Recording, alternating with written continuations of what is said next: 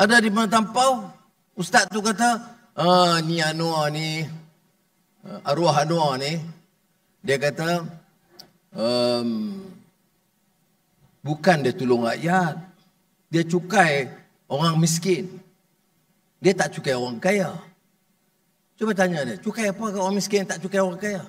Elektrik, cukai orang kaya. Orang miskin tak naik tarif. Apa dia? Minyak mentah supply untuk orang miskin banyak. Aisara untuk orang miskin. SDR kepada rakyat, berapa bilion? 15 bilion. Orang maha kaya tak dapat. Cukai pendapatan tinggi, itu orang kaya.